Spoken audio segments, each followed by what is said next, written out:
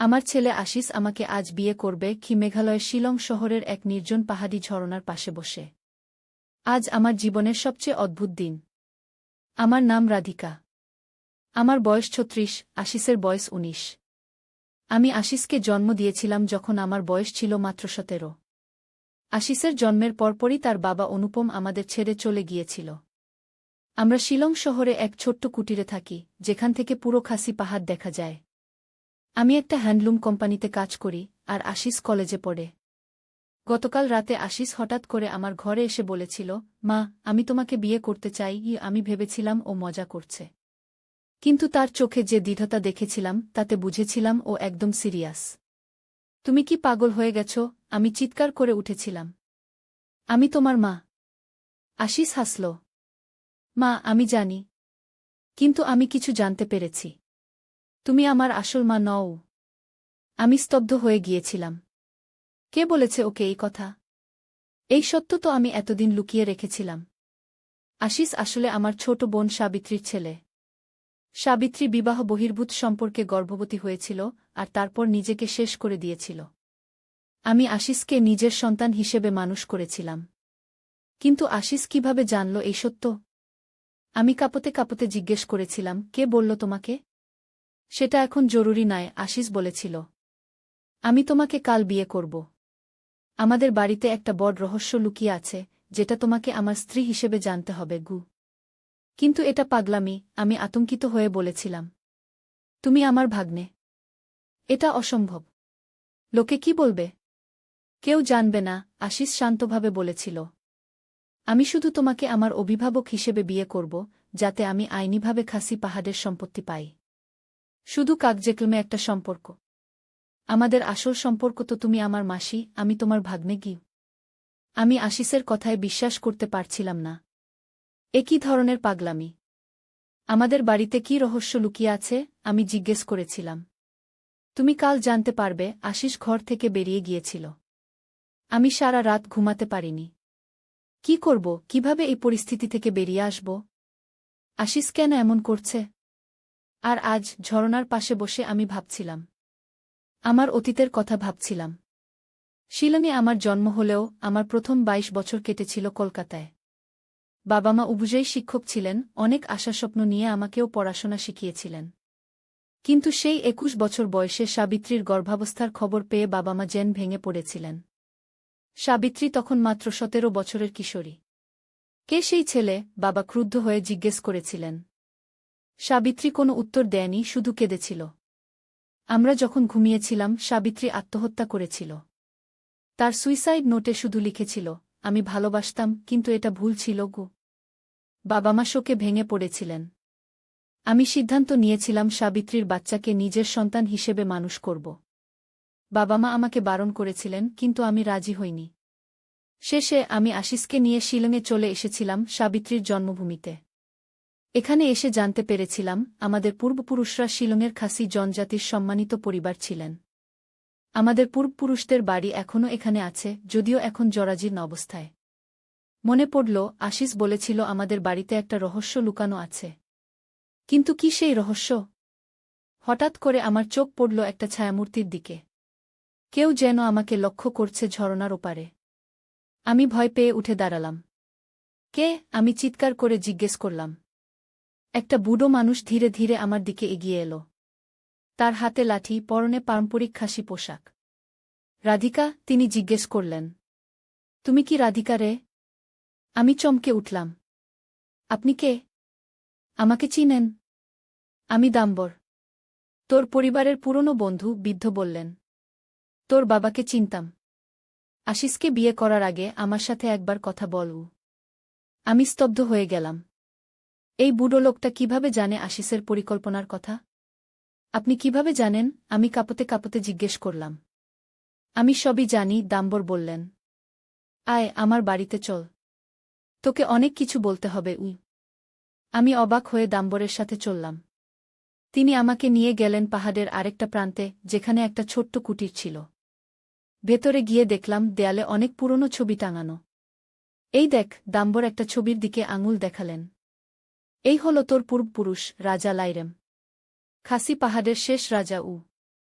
আমি ছবির দিকে তাকালাম। একজন রাজকীয় পোশাকে সজ্জিত মানুষ, যার মুখের আদল কেমন যেন আশিসের মতো। আমাদের পরিবার রাজপরিবার? আমি অবাক হয়ে জিজ্ঞেস করলাম। হ্যাঁ। তোরা লাইরেমের বংশধর।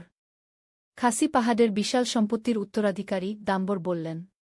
কিন্তু একটা সমস্যা আছে গি।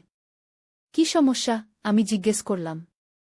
খাসি সমাজে মায়ের পরিচয় অনুযায়ী সম্পত্তির অধিকার হয়, দাম্বর বললেন। আশিস যদি সাবিত্রীর ছেলে হিসেবে পরিচয় পায়, তাহলে সে সম্পত্তির উত্তরাধিকারী হবে না। কারণ সাবিত্রী কোনোদিন এই সম্পত্তির অধিকারিণী ছিল না। কিন্তু আশিস যদি তোর ছেলে হিসেবে পরিচয় পায়, তাহলে সে সম্পত্তির উত্তরাধিকারী হবে। কারণ তুই লাইরেমের বংশের মেয়ে গি। আর সেজন্যই আশিস আমাকে বিয়ে করতে চাইছে, আমি জিজ্ঞেস করলাম। আইনিভাবে তার মা হিসেবে প্রমাণিত হওয়ার জন্য? হ্যাঁ, কিন্তু আসল কারণ অন্য, দাম্বর বললেন।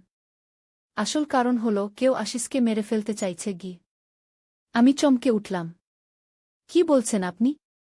তোদের বাড়িতে একটা রহস্য লুকিয়ে আছে, দাম্বর বললেন। লাইরেমের ধনসম্পদের সন্ধান। আশিস সেটা খুঁজে পেয়েছে।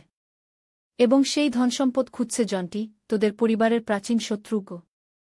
জন্টিকে? আমি জিজ্ঞেস করলাম। লাইরেমের সেনাপতি ছিল জন্টি। কিন্তু সে বিশ্বাসঘাতকতা করেছিল। লাইরেম তাকে বাদ দিয়ে তার সমস্ত ধনসম্পদ লুকিয়ে রেখেছিলেন। সেই থেকে জন্টির বংশধররা লাইরেমের বংশধরদের খুঁজে আসছে প্রতি প্রজন্মে গু। কিন্তু আমরা তো সাধারণ মানুষ, আমি বললাম। আমাদের তো কোনো সম্পত্তি নেই গি। তোদের আছে, দাম্বর বললেন। তোদের কুটিরের নিচে একটা তহখানা আছে।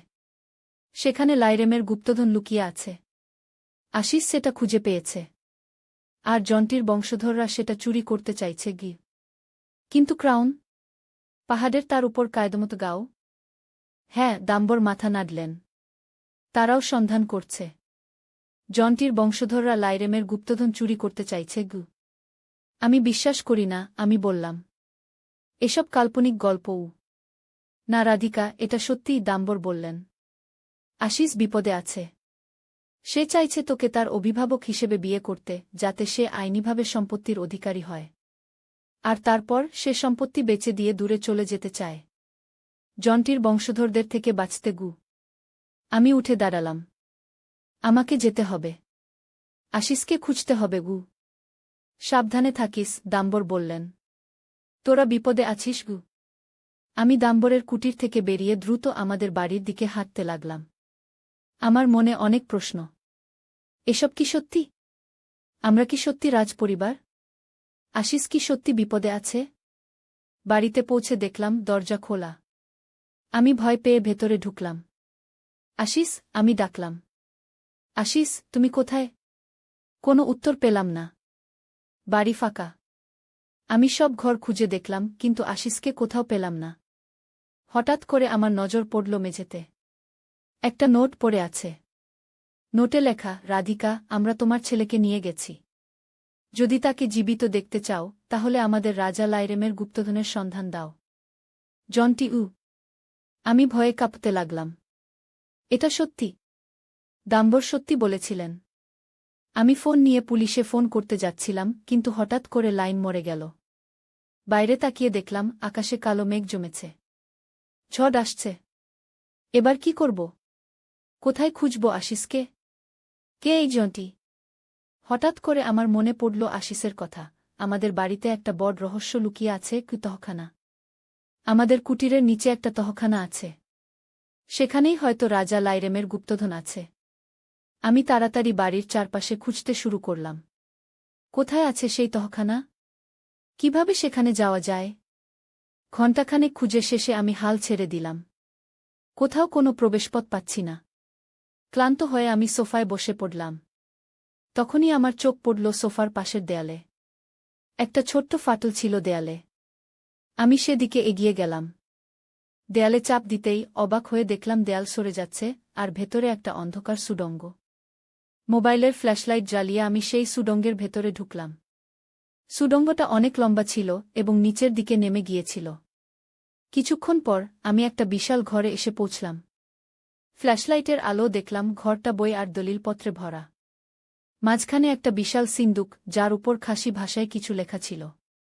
আমি খাসি ভাষা পড়তে পারি না, তাই বুঝলাম না কি লেখা আছে। তবে সিন্ধুকে একটা তালা ছিল, যেটা খোলার জন্য নিশ্চয়ই চাবি লাগবে। আমি ঘরটা আরও ভালো করে দেখতে লাগলাম। দেয়ালে কিছু ছবি টাঙানো ছিল। একটা ছবিতে একজন রাজকীয় পোশাকে সজ্জিত মানুষকে দেখলাম, নিশ্চয়ই রাজা লাইরাম।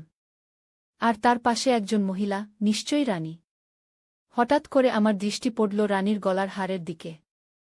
হারটা 3টে পাথর দিয়ে তৈরি, লাল, নীল আর সবুজ। মনে পড়ল, আমার মা একটা হার দিয়েছিলেন আমাকে যখন আমি শিলং আসছিলাম। সেই হারও 3টে পাথর দিয়ে তৈরি, লাল, নীল আর সবুজ। আমি তাড়াতাড়ি সেই হারটা বের করলাম আমার ব্যাগ থেকে।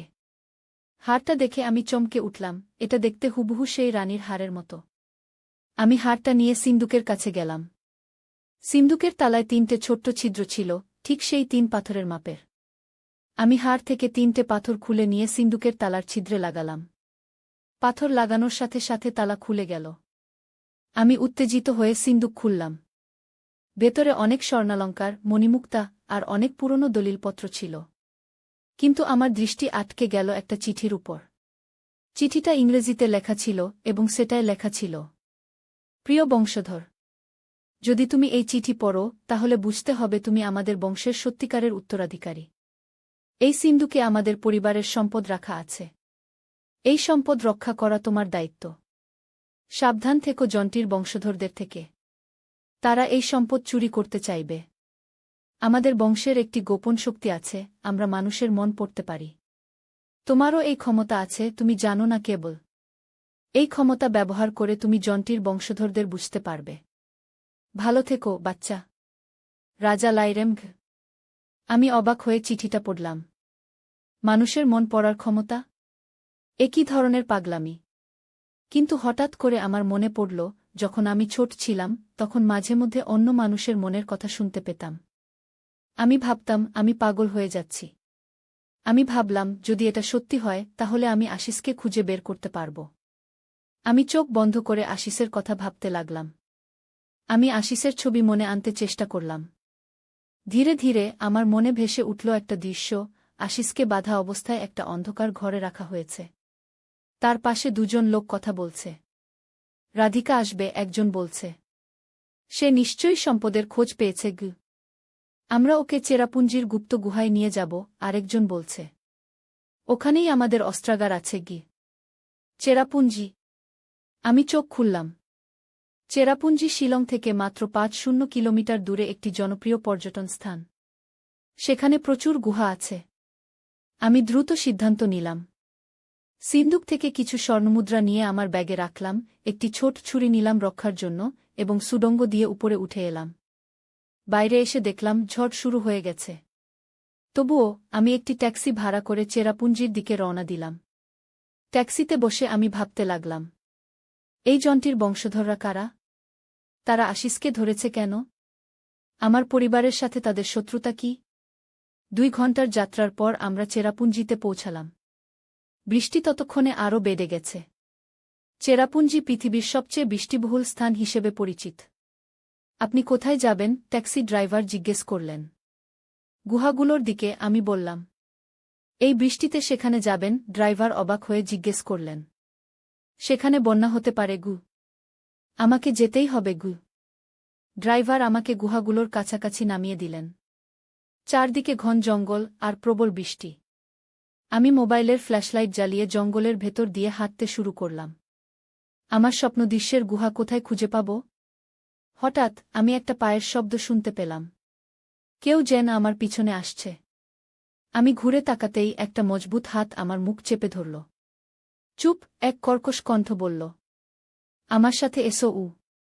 আমি ছাড়া পাওয়ার চেষ্টা করলাম, কিন্তু লোকটার হাত অসম্ভব শক্তিশালী ছিল।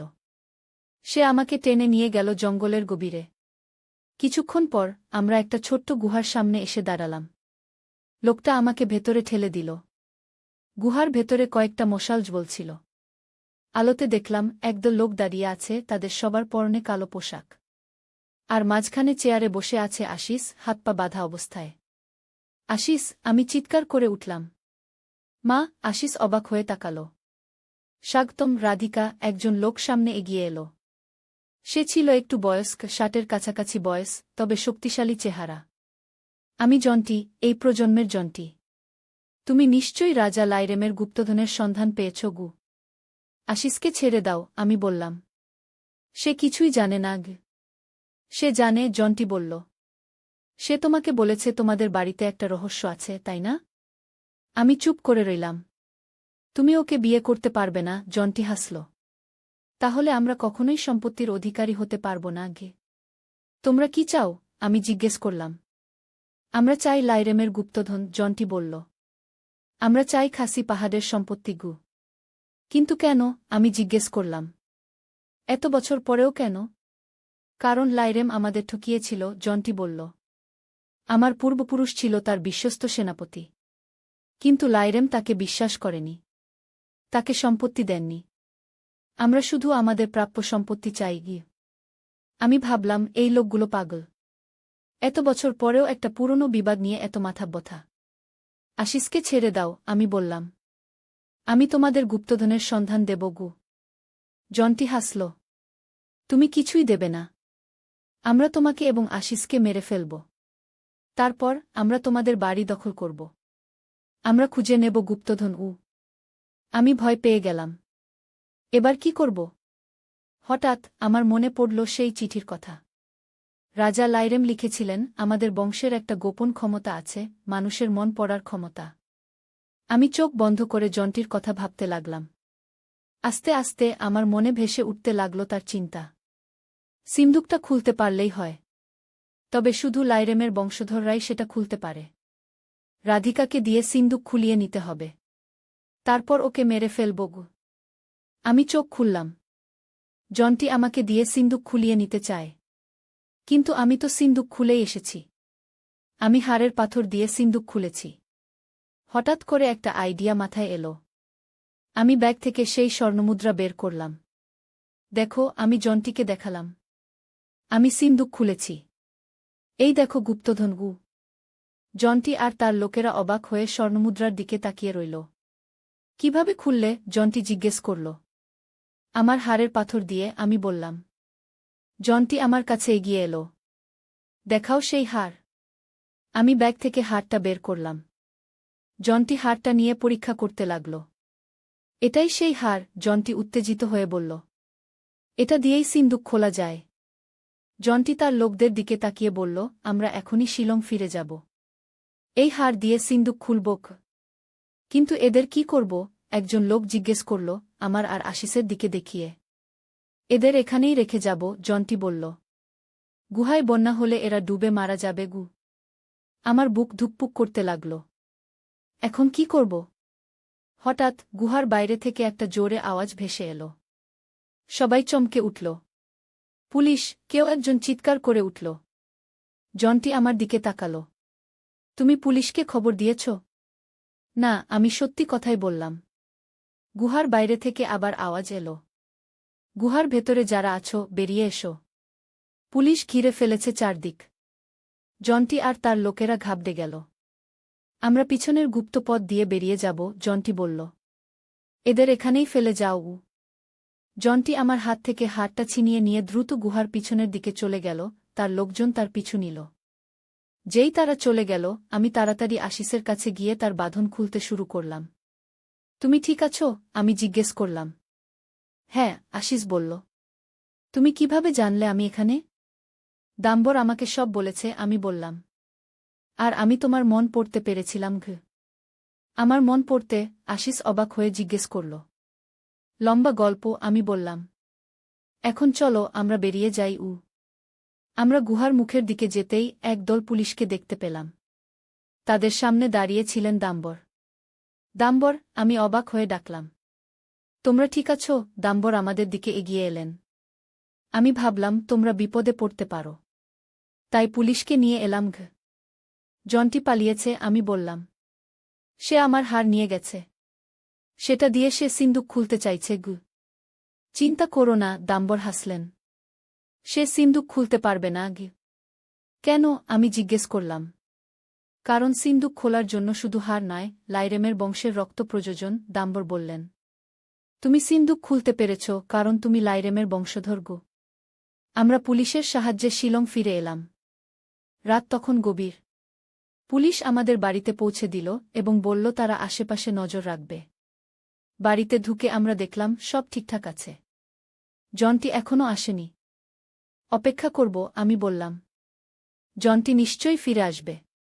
সে হার নিয়ে গেছে, কিন্তু সিন্দুক খুলতে পারবে না।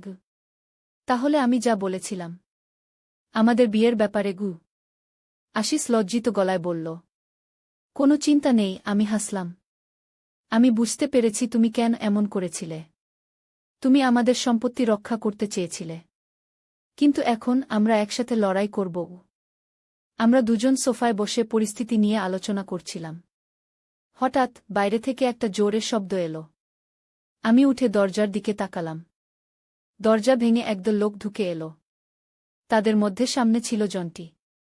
তোমরা আমাকে ঠকাতে পারবে না, জন্টি ক্রুদ্ধ হয়ে বলল। আমি জানি সিন্দুক খোলার জন্য লাইরেমের বংশের রক্ত প্রয়োজন। তাই আমি তোমাদের ধরতে এসেছি। আমি আর আশিস পিছিয়ে গেলাম। পুলিশ আসছে, আমি বললাম। তোমরা পালাও। পুলিশ আসবে না, জন্টি হাসল। আমি পুলিশকে ঘুষ দিয়েছি। তারা আমাদের সাহায্য করবে। আমি হতাশ হয়ে পড়লাম। এবার উপায় কি? তখনই হঠাৎ করে বাড়ির বাইরে থেকে শব্দ শোনা গেল। সিরেন বাজছে। পুলিশ আসছে। জন্টি অবাক হয়ে বাইরে তাকাল। কে খবর দিল? আমি একটা গলা শোনা গেল। দেখলাম দাম্বর দাঁড়িয়ে আছেন দরজায়। দাম্বর, জন্টি চিৎকার করে উঠল। তুমি আমাদের সাথে বিশ্বাসঘাতকতা করলে? আমি ভুল বুঝেছিলাম, দাম্বর বললেন। আমি জন্টির বংশের লোক। কিন্তু আমি আর এই পুরনো বিবাদ চালিয়ে যেতে চাই না। আমি শান্তি চাই। জন্টি ক্ষিপ্ত হয়ে উঠল। তুমি বিশ্বাসঘাতক! সে পকেট থেকে একটা ছোরা বের করে দাম্বরের দিকে ছুড়ে মারল। আমি চিৎকার করে উঠলাম। কিন্তু ছোরা দাম্বরকে আঘাত করার আগেই আশিস লাফিয়ে সামনে চলে গেল। ছোরা গিয়ে আশিসের বাহুতে বিদ্ধ হল। আশিস! আমি চিৎকার করে উঠলাম। জন্টি আর তার লোকেরা বাইরে থেকে আসা সিরেনের শব্দ শুনে পালাতে শুরু করল। কিন্তু বাড়ির চারদিকে পুলিশ ঘিরে ফেলেছিল। তারা সবাইকে ধরে ফেলল। আমি আশিসের কাছে গিয়ে তার আহত বাহু দেখলাম। তুমি ঠিক আছো? হ্যাঁ, আশিস বলল। এটা কিছু না। দাম্বর আমাদের কাছে এলেন। ধন্যবাদ, আশিস। তুমি আমার জীবন বাঁচিয়েছ। আপনি আমাদের বাঁচিয়েছেন, আশিস বলল। আপনি না থাকলে আমরা জন্টির হাত থেকে বাঁচতে পারতাম না। পুলিশ জন্টি আর তার লোকজনকে গ্রেফতার করে নিয়ে গেল। সকাল হল। আমরা দাম্বরকে নিয়ে সেই তহখানায় গেলাম যেখানে সিন্দুক ছিল।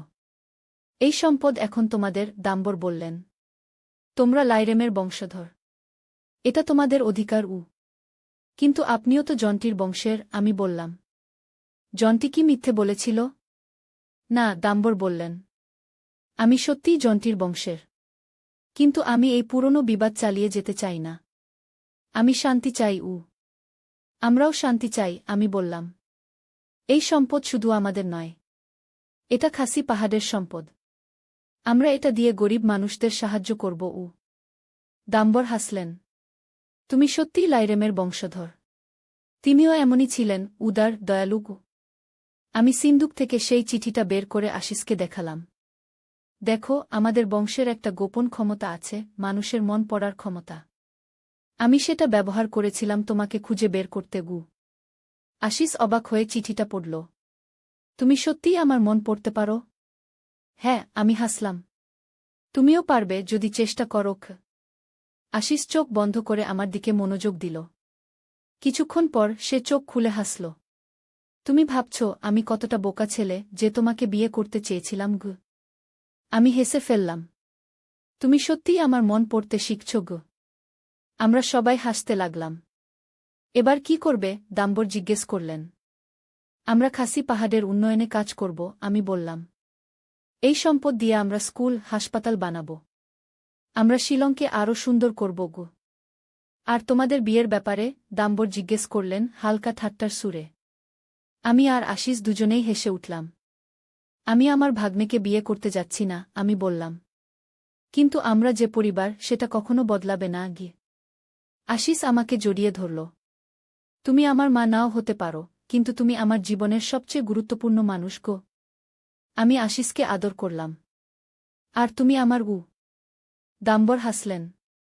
তোমরা দুজন মিলে খাসি পাহাড়কে বদলে দেবে। আমি নিশ্চিত সূর্য উঠছিল পাহাড়। আমি ছবির দিকে তাকালাম। একজন রাজকীয় পোশাকে সজ্জিত মানুষ, যার মুখের আদল কেমন যেন আশিসের মতো। আমাদের পরিবার রাজপরিবার? আমি অবাক হয়ে জিজ্ঞেস করলাম। হ্যাঁ, তোরা লাইরেমের বংশধর। খাসি পাহাড়ের বিশাল সম্পত্তির উত্তরাধিকারী, দাম্বর বললেন। কিন্তু একটা সমস্যা আছে কি সমস্যা? আমি জিজ্ঞেস করলাম। খাসি সমাজে মায়ের পরিচয় অনুযায়ী সম্পত্তির অধিকার হয়, দাম্বর বললেন। আশিস যদি সাবিত্রীর ছেলে হিসেবে পরিচয় পায়, তাহলে সে সম্পত্তির উত্তরাধিকারী হবে না। কারণ সাবিত্রী কোনোদিন এই সম্পত্তির অধিকারিণী ছিল না। কিন্তু আশিস যদি তোর ছেলে হিসেবে পরিচয় পায়, তাহলে সে সম্পত্তির উত্তরাধিকারী হবে। কারণ তুই লাইরেমের বংশের মেয়ে আর সেজন্যই আশিস আমাকে বিয়ে করতে চাইছে। আমি জিজ্ঞেস করলাম। আইনিভাবে তার মা হিসেবে প্রমাণিত হওয়ার জন্য? হ্যাঁ, কিন্তু আসল কারণ অন্য, দাম্বর বললেন। আসল কারণ হল কেউ আশিসকে মেরে ফেলতে চাইছে আমি চমকে উঠলাম। কি বলছেন আপনি? তোদের বাড়িতে একটা রহস্য লুকিয়ে আছে, দাম্বর বললেন। লাইরেমের ধনসম্পদের সন্ধান। আশিস সেটা খুঁজে পেয়েছে। এবং সেই ধনসম্পদ খুঁজছে জন্টি, তোদের পরিবারের প্রাচীন শত্রু জন্টিকে? আমি জিজ্ঞেস করলাম। লাইরেমের সেনাপতি ছিল জন্টি। কিন্তু সে বিশ্বাসঘাতকতা করেছিল। লাইরেম তাকে বাদ দিয়ে তার সমস্ত ধনসম্পদ লুকিয়ে রেখেছিলেন। সেই থেকে জন্টির বংশধররা লাইরেমের বংশধরদের খুঁজে আসছে প্রতি প্রজন্মে কিন্তু আমরা তো সাধারণ মানুষ, আমি বললাম। আমাদের তো কোনো সম্পত্তি নেই তোদের আছে, দাম্বর বললেন। তোদের কুটিরের নিচে একটা তহখানা আছে। সেখানে লাইরেমের গুপ্তধন লুকিয়ে আছে। আশিস সেটা খুঁজে পেয়েছে। আর জন্টির বংশধররা সেটা চুরি করতে চাইছে কিন্তু ক্রাউন পাহাড়ের তার উপর কায়দমত গাও? হ্যাঁ, দাম্বর মাথা নাড়লেন। তারাও সন্ধান করছে।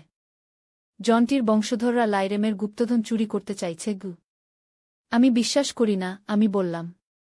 এসব কাল্পনিক গল্প না রাধিকা, এটা সত্যিই, দাম্বর বললেন। আশিস বিপদে আছে।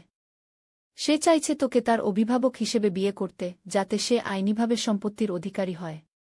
আর তারপর সে সম্পত্তি বেচে দিয়ে দূরে চলে যেতে চায়, জন্টির বংশধরদের থেকে বাঁচতে আমি উঠে দাঁড়ালাম। আমাকে যেতে হবে। আশিসকে খুঁজতে হবে সাবধানে থাকিস, দাম্বর বললেন। তোরা বিপদে আছিস আমি দাম্বরের কুটির থেকে বেরিয়ে দ্রুত আমাদের বাড়ির দিকে হাঁটতে লাগলাম। আমার মনে অনেক প্রশ্ন। এসব কি সত্যি? আমরা কি সত্যি রাজপরিবার? আশিস কি সত্যি বিপদে আছে? বাড়িতে পৌঁছে দেখলাম দরজা খোলা। আমি ভয় পেয়ে ভেতরে ঢুকলাম। আশিস, আমি ডাকলাম। আশিস, তুমি কোথায়? কোনো উত্তর পেলাম না। বাড়ি ফাঁকা। আমি সব ঘর খুঁজে দেখলাম, কিন্তু আশিসকে কোথাও পেলাম না। হঠাৎ করে আমার নজর পড়ল মেঝেতে। একটা নোট পড়ে আছে। নোটে লেখা, রাধিকা, আমরা তোমার ছেলেকে নিয়ে গেছি। যদি তাকে জীবিত দেখতে চাও, তাহলে আমাদের রাজা লাইরেমের গুপ্তধনের সন্ধান দাও। জন্টি আমি ভয়ে কাঁপতে লাগলাম। এটা সত্যি? দাম্বর সত্যি বলেছিলেন। আমি ফোন নিয়ে পুলিশে ফোন করতে যাচ্ছিলাম, কিন্তু হঠাৎ করে লাইন মরে গেল। বাইরে তাকিয়ে দেখলাম আকাশে কালো মেঘ জমেছে। ঝড় আসছে। এবার কি করব?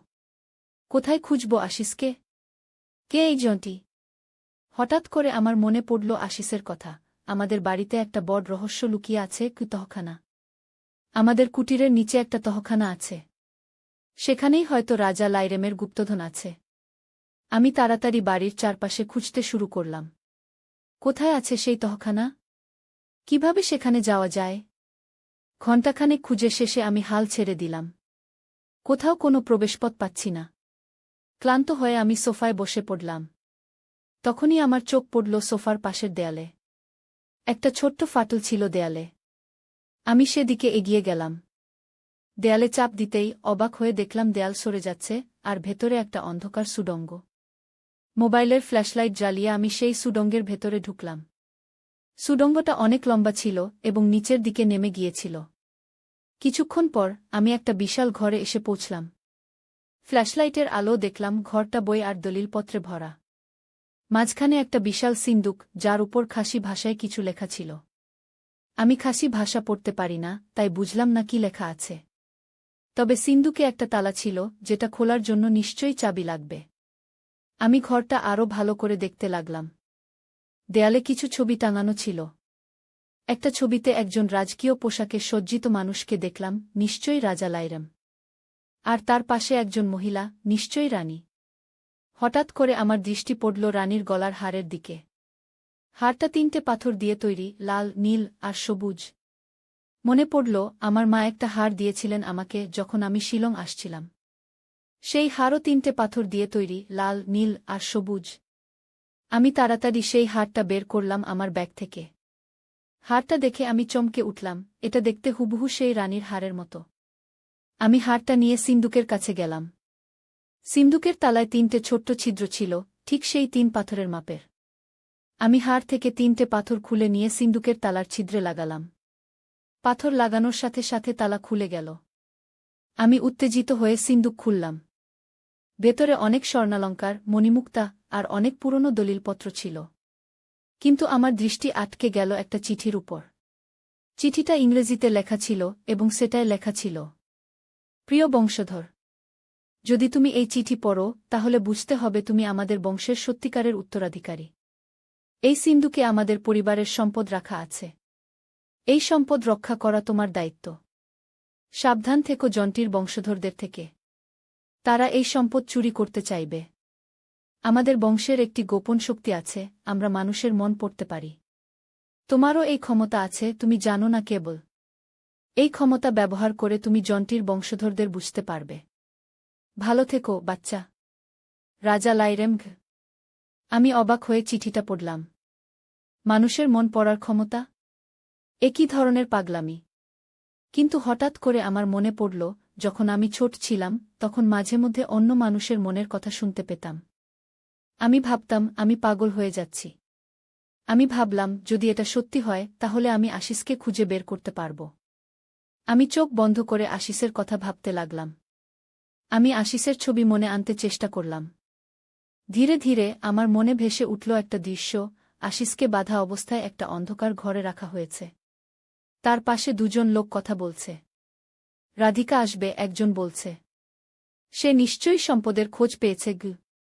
আমরা ওকে চেরাপুঞ্জির গুপ্ত গুহায় নিয়ে যাব, আরেকজন বলছে। ওখানেই আমাদের অস্ত্রাগার আছে গি। চেরাপুঞ্জি। আমি চোখ খুললাম। চেরাপুঞ্জি শিলং থেকে মাত্র 5 কিলোমিটার দূরে একটি জনপ্রিয় পর্যটন স্থান। সেখানে প্রচুর গুহা আছে। আমি দ্রুত সিদ্ধান্ত নিলাম। সিন্দুক থেকে কিছু স্বর্ণমুদ্রা নিয়ে আমার ব্যাগে রাখলাম, একটি ছোট ছুরি নিলাম রক্ষার জন্য এবং সুড়ঙ্গ দিয়ে উপরে উঠে এলাম। বাইরে এসে দেখলাম ঝড় শুরু হয়ে গেছে। তবুও আমি একটি ট্যাক্সি ভাড়া করে চেরাপুঞ্জির দিকে রওনা দিলাম। ট্যাক্সিতে বসে আমি ভাবতে লাগলাম, এই জন্টির বংশধররা কারা? তারা আশিসকে ধরেছে কেন? আমার পরিবারের সাথে তাদের শত্রুতা কি? 2 ঘণ্টার যাত্রার পর আমরা চেরাপুঞ্জিতে পৌঁছালাম। বৃষ্টি ততক্ষণে আরও বেড়ে গেছে। চেরাপুঞ্জি পৃথিবীর সবচেয়ে বৃষ্টিবহুল স্থান হিসেবে পরিচিত। আপনি কোথায় যাবেন? ট্যাক্সি ড্রাইভার জিজ্ঞেস করলেন। গুহাগুলোর দিকে, আমি বললাম। এই বৃষ্টিতে সেখানে যাবেন? ড্রাইভার অবাক হয়ে জিজ্ঞেস করলেন। সেখানে বন্যা হতে পারে গু। আমাকে যেতেই হবে গু। ড্রাইভার আমাকে গুহাগুলোর কাছাকাছি নামিয়ে দিলেন। চারদিকে ঘন জঙ্গল আর প্রবল বৃষ্টি। আমি মোবাইলের ফ্ল্যাশলাইট জ্বালিয়ে জঙ্গলের ভেতর দিয়ে হাঁটতে শুরু করলাম। আমার স্বপ্নদৃশ্যের গুহা কোথায় খুঁজে পাব? হঠাৎ আমি একটা পায়ের শব্দ শুনতে পেলাম। কেউ যেন আমার পিছনে আসছে। আমি ঘুরে তাকাতেই একটা মজবুত হাত আমার মুখ চেপে ধরল। চুপ, এক কর্কশ কণ্ঠ বলল। আমার সাথে এসো উ। আমি ছাড়া পাওয়ার চেষ্টা করলাম, কিন্তু লোকটার হাত অসম্ভব শক্তিশালী ছিল। সে আমাকে টেনে নিয়ে গেল জঙ্গলের গভীরে। কিছুক্ষণ পর আমরা একটা ছোট্ট গুহার সামনে এসে দাঁড়ালাম। লোকটা আমাকে ভেতরে ঠেলে দিল। গুহার ভেতরে কয়েকটা মশাল জ্বলছিল। আলোতে দেখলাম একদল লোক দাঁড়িয়ে আছে, তাদের সবার পরনে কালো পোশাক। আর মাঝখানে চেয়ারে বসে আছে আশিস, হাত পা বাঁধা অবস্থায়। আশিস! আমি চিৎকার করে উঠলাম। মা! আশিস অবাক হয়ে তাকাল। স্বাগতম রাধিকা। একজন লোক সামনে এগিয়ে এলো। সে ছিল একটু বয়স্ক, 60-এর কাছাকাছি বয়স, তবে শক্তিশালী চেহারা। আমি জন্টি, এই প্রজন্মের জন্টি। তুমি নিশ্চয়ই রাজা লাইরেমের গুপ্তধনের সন্ধান পেয়েছ গু। আশিসকে ছেড়ে দাও, আমি বললাম। সে কিছুই জানে না গে। সে জানে, জন্টি বলল। সে তোমাকে বলেছে তোমাদের বাড়িতে একটা রহস্য আছে, তাই না? আমি চুপ করে রইলাম। তুমি ওকে বিয়ে করতে পারবে না, জন্টি হাসল। তাহলে আমরা কখনোই সম্পত্তির অধিকারী হতে পারব না গে। তোমরা কি চাও? আমি জিজ্ঞেস করলাম। আমরা চাই লাইরেমের গুপ্তধন, জন্টি বলল। আমরা চাই খাসি পাহাড়ের সম্পত্তি গু। কিন্তু কেন? আমি জিজ্ঞেস করলাম। এত বছর পরেও কেন? কারণ লাইরেম আমাদের ঠকিয়েছিল, জন্টি বলল। আমার পূর্বপুরুষ ছিল তার বিশ্বস্ত সেনাপতি। কিন্তু লাইরেম তাকে বিশ্বাস করেনি। তাকে সম্পত্তি দেননি। আমরা শুধু আমাদের প্রাপ্য সম্পত্তি চাই গিয়ে। আমি ভাবলাম, এই লোকগুলো পাগল। এত বছর পরেও একটা পুরনো বিবাদ নিয়ে এত মাথা ব্যথা। আশিসকে ছেড়ে দাও, আমি বললাম। আমি তোমাদের গুপ্তধনের সন্ধান দেব গু। জন্টি হাসল। তুমি কিছুই দেবে না। আমরা তোমাকে এবং আশিসকে মেরে ফেলব। তারপর আমরা তোমাদের বাড়ি দখল করব। আমরা খুঁজে নেব গুপ্তধন। আমি ভয় পেয়ে গেলাম। এবার কি করব? হঠাৎ আমার মনে পড়ল সেই চিঠির কথা। রাজা লাইরেম লিখেছিলেন, আমাদের বংশের একটা গোপন ক্ষমতা আছে, মানুষের মন পড়ার ক্ষমতা। আমি চোখ বন্ধ করে জন্টির কথা ভাবতে লাগলাম। আস্তে আস্তে আমার মনে ভেসে উঠতে লাগল তার চিন্তা। সিন্দুকটা খুলতে পারলেই হয়। তবে শুধু লাইরেমের বংশধররাই সেটা খুলতে পারে। রাধিকাকে দিয়ে সিন্দুক খুলিয়ে নিতে হবে। তারপর ওকে মেরে ফেলব গু। আমি চোখ খুললাম। জন্টি আমাকে দিয়ে সিন্দুক খুলিয়ে নিতে চায়। কিন্তু আমি তো সিন্দুক খুলেই এসেছি। আমি হাড়ের পাথর দিয়ে সিন্দুক খুলেছি। হঠাৎ করে একটা আইডিয়া মাথায় এলো। আমি ব্যাগ থেকে সেই স্বর্ণমুদ্রা বের করলাম। দেখো, আমি জন্টিকে দেখালাম। আমি সিন্দুক খুলেছি। এই দেখো গুপ্তধন গু। জন্টি আর তার লোকেরা অবাক হয়ে স্বর্ণমুদ্রার দিকে তাকিয়ে রইল। কিভাবে খুললে? জন্টি জিজ্ঞেস করল। আমার হাড়ের পাথর দিয়ে, আমি বললাম। জন্টি আমার কাছে এগিয়ে এলো। দেখাও সেই হাড়। আমি ব্যাগ থেকে হাড়টা বের করলাম। জন্টি হাড়টা নিয়ে পরীক্ষা করতে লাগল। এটাই সেই হাড়, জন্টি উত্তেজিত হয়ে বলল। এটা দিয়েই সিন্দুক খোলা যায়। জন্টি তার লোকদের দিকে তাকিয়ে বলল, আমরা এখনই শিলং ফিরে যাব। এই হাড় দিয়ে সিন্দুক খুলব। কিন্তু এদের কি করব? একজন লোক জিজ্ঞেস করল, আমার আর আশিসের দিকে দেখিয়ে। এদের এখানেই রেখে যাব, জন্টি বলল। গুহায় বন্যা হলে এরা ডুবে মারা যাবে গু। আমার বুক ধুকপুক করতে লাগল। এখন কি করব? হঠাৎ গুহার বাইরে থেকে একটা জোরে আওয়াজ ভেসে এলো। সবাই চমকে উঠল। পুলিশ! কেউ একজন চিৎকার করে উঠল। জন্টি আমার দিকে তাকাল। তুমি পুলিশকে খবর দিয়েছ? না, আমি সত্যি কথাই বললাম। গুহার বাইরে থেকে আবার আওয়াজ এলো। গুহার ভেতরে যারা আছো, বেরিয়ে এসো। পুলিশ ঘিরে ফেলেছে চারদিক। জন্টি আর তার লোকেরা ঘাবড়ে গেল। আমরা পিছনের গুপ্ত পথ দিয়ে বেরিয়ে যাব, জন্টি বলল। এদের এখানেই ফেলে যাও। জন্টি আমার হাত থেকে হাতটা ছিনিয়ে নিয়ে দ্রুত গুহার পিছনের দিকে চলে গেল, তার লোকজন তার পিছু নিল। যেই তারা চলে গেল, আমি তাড়াতাড়ি আশিসের কাছে গিয়ে তার বাঁধন খুলতে শুরু করলাম। তুমি ঠিক আছো? আমি জিজ্ঞেস করলাম। হ্যাঁ, আশিস বলল। তুমি কিভাবে জানলে আমি এখানে? দাম্বর আমাকে সব বলেছে, আমি বললাম। আর আমি তোমার মন পড়তে পেরেছিলাম ঘ। আমার মন পড়তে? আশিস অবাক হয়ে জিজ্ঞেস করল। লম্বা গল্প, আমি বললাম। এখন চলো, আমরা বেরিয়ে যাই। আমরা গুহার মুখের দিকে যেতেই একদল পুলিশকে দেখতে পেলাম। তাদের সামনে দাঁড়িয়ে ছিলেন দাম্বর। দাম্বর! আমি অবাক হয়ে ডাকলাম। তোমরা ঠিক আছো? দাম্বর আমাদের দিকে এগিয়ে এলেন। আমি ভাবলাম তোমরা বিপদে পড়তে পারো। তাই পুলিশকে নিয়ে এলাম ঘ। জন্টি পালিয়েছে, আমি বললাম। সে আমার হাড় নিয়ে গেছে। সেটা দিয়ে সে সিন্দুক খুলতে চাইছে গু। চিন্তা করো না, দাম্বর হাসলেন। সে সিন্দুক খুলতে পারবে না গি। কেন? আমি জিজ্ঞেস করলাম। কারণ সিন্দুক খোলার জন্য শুধু হাড় নয়, লাইরেমের বংশের রক্ত প্রয়োজন, দাম্বর বললেন। তুমি সিন্দুক খুলতে পেরেছ কারণ তুমি লাইরেমের বংশধর গো। আমরা পুলিশের সাহায্যে শিলং ফিরে এলাম। রাত তখন গভীর। পুলিশ আমাদের বাড়িতে পৌঁছে দিল এবং বলল তারা আশেপাশে নজর রাখবে। বাড়িতে ঢুকে আমরা দেখলাম সব ঠিকঠাক আছে। জনটি এখনও আসেনি। অপেক্ষা করব, আমি বললাম। জনটি নিশ্চয়ই ফিরে আসবে। সে হার নিয়ে গেছে কিন্তু সিন্দুক খুলতে পারবে না গু। তাহলে আমি যা বলেছিলাম আমাদের বিয়ের ব্যাপারে গু? আশিস লজ্জিত গলায় বলল। কোনো চিন্তা নেই, আমি হাসলাম। আমি বুঝতে পেরেছি তুমি কেন এমন করেছিলে। তুমি আমাদের সম্পত্তি রক্ষা করতে চেয়েছিলে। কিন্তু এখন আমরা একসাথে লড়াই করব। আমরা দুজন সোফায় বসে পরিস্থিতি নিয়ে আলোচনা করছিলাম। হঠাৎ বাইরে থেকে একটা জোরে শব্দ এলো। আমি উঠে দরজার দিকে তাকালাম। দরজা ভেঙে একদল লোক ঢুকে এলো। তাদের মধ্যে সামনে ছিল জন্টি। তোমরা আমাকে ঠকাতে পারবে না, জন্টি ক্রুদ্ধ হয়ে বলল। আমি জানি সিন্দুক খোলার জন্য লাইরেমের বংশের রক্ত প্রয়োজন।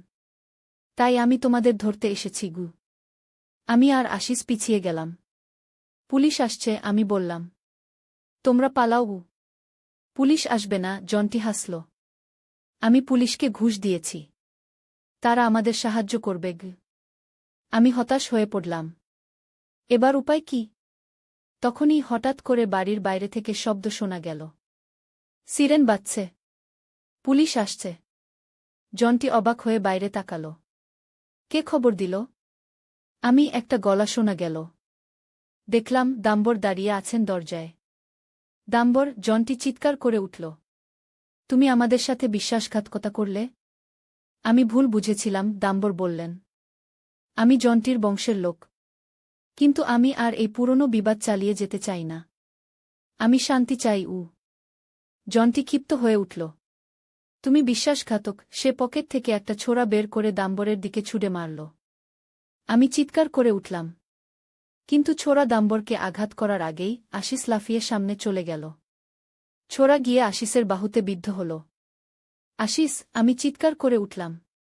জন্টি আর তার লোকেরা বাইরে থেকে আসা সিরেনের শব্দ শুনে পালাতে শুরু করল। কিন্তু বাড়ির চারদিকে পুলিশ ঘিরে ফেলেছিল। তারা সবাইকে ধরে ফেলল। আমি আশিসের কাছে গিয়ে তার আহত বাহু দেখলাম। তুমি ঠিক আছো? হ্যাঁ, আশিস বলল।